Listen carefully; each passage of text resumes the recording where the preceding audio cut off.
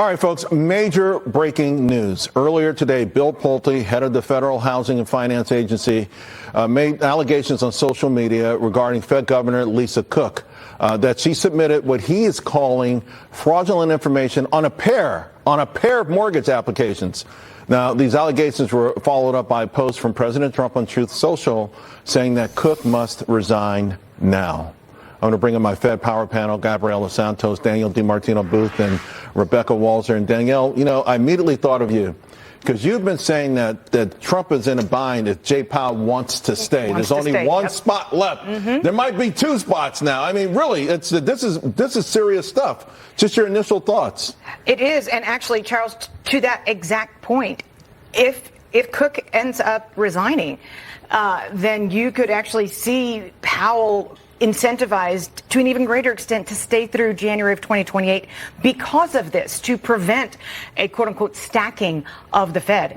Easily, you could push Jay Powell into staying. I saw you in an interview recently, where you said he's already exhausted. Exhausted. Should anyone stay in a position that's so taxing on them and be so disenchanted with that job? Wouldn't he be doing everyone a disfavor? Mariner Eccles stayed in his position when Truman was strong-arming him in 1948 and ended up engineering the separation of the U.S. Treasury from the Federal Reserve, making its independence truly institutionalized. So you can stay on as a Fed governor and still make a difference, even if you're not the chair. Gabriela, here's the thing. A lot of people are saying that the Fed is not independent either, and no matter what you think or say. You look at donations to political parties. Everyone's got ideology. Somehow people have to sometimes separate that from their jobs. But is there even such thing as a truly independent Fed? The way that we think about it is the Fed is politically aware, but we don't think that Fed members are partisan in their decisions. What we mean by politically aware is you have to be aware of how you're perceived by the broader public that you're making these decisions for. And I think what the Fed has come around to understanding is that there's very low tolerance to actually either cause or allow a recession to happen. And so that's why we think the Fed, as well as fiscal policy, is going to be and stay much more proactive about managing downside risk to real economic growth and unemployment from here. Though, in the eyes of the public, the Fed has never had this low of an opinion. Now, this news will make its way to Main Street News, Rebecca. It's not good for the Fed overall to have maybe someone who's on a member, doing something with mortgage applications. Well, of course not. As we had people in the Trump administration, the first one go to jail for mortgage fraud. So, and also, even the Attorney General of New York, going after Trump and one of his real estate documents that the evaluations were inaccurate. So his group and his administration has been attacked exactly on this front. And it kind of reminds me of, watch what you accuse other people of if you're in a glass house, Let me talk about the next Fed chair, because no matter who it is, according to a survey of global fund managers, 54% say that the next Fed will have to resort to QE and/or yield curve control. Rebecca, you've been saying that no matter what, even before this, that the next Fed chair and the next Fed would have no choice but to do these.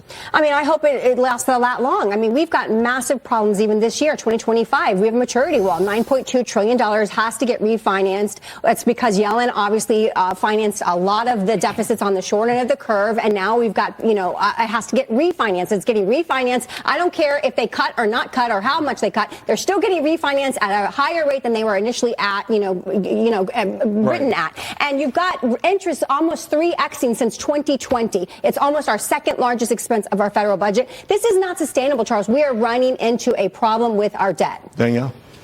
I don't know. It's a slippery slope. If you rob savers of $490 billion of interest income, they could easily, people over the age of 70, decide, well, what am I going to do with the 40% of the U.S. stock market that I own? So QE and the zero bound, taking the Fed funds rate to 0%, is not the same equation that it was in 2001 or in 2008. It's simply not. It's not the magic elixir, at least. Not if you cause the savers, who are very happy with 3.5% on their cash, to begin selling their stocks.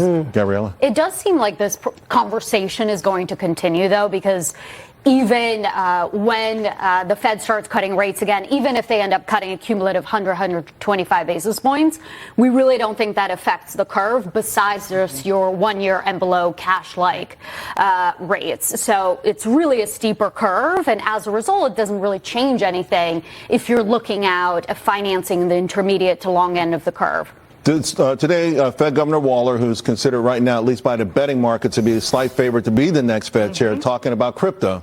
And this is really compelling to me, Gabriella, because since the election, digital assets have seen such moves and inflows, even more so than gold. Really going back to when the ETFs first bought Bitcoin ETF, but it's accelerated. You can see on this chart. And the Fed's got to deal with this. I mean, how will the Fed incorporate I want everyone to weigh in on this, but Gabriella first on crypto, digital assets. I think there are two interesting discussions they're having. The first one just on cryptocurrencies. I think it goes into their consideration about financial conditions and exactly how much fervor there is in the market. And you can see that with cryptocurrency flows. You can see that with meme stocks. So a sign that actually conditions are pretty easy if people are getting back to that behavior. The second one that I think is interesting that Waller talked about and that I saw in the minutes that many participants had discussed stable coins. Right. So much more, very different than cryptocurrency, a store of value, instant payments, cheaper, safer. And that's where it seems like there's actually quite a lot of support within the Fed. Danielle? Yeah. Michelle Bowman brought up this point yesterday that there are immense possibilities with the blockchain. Clearly there are. We had a treasury trade on a Saturday and was instantaneously settled on the blockchain. When you think about March of 2020, when the long bond wasn't being bid in the middle of the night in Asia and liquidity was a real issue for the U.S. Treasury market, which is the world's risk-free asset, and the possibilities that are endless with the blockchain to introduce more liquidity, that actually puts the United States on a much stronger footing, and the Fed should be looking into these technologies. Rebecca, we come a long way from that central bank digital currency. That's out, but stablecoin is in. Yes, but I think that it speaks to a broader picture of why. Why are all these things becoming so extremely popular? And it's dollar debasement. You know, look what the dollar is doing this year, and look why people are going into digital assets, in the crypto, into the blockchain, into gold and gold ETFs, because they're concerned about the value of the dollar. All right, real quick, I'm running out of time and they're yelling in my ear. I'm so frustrated, though, with the way we measure this economy. Oh, God. Can we find a better way than quarterly GDP? I'll start with you, Danielle. Let's ask the Canadians and the Germans. They report GDP on a monthly basis. Maybe we can just get a little hint from them, a little playbook. Rebecca. I'll go with that. I'll vote for that.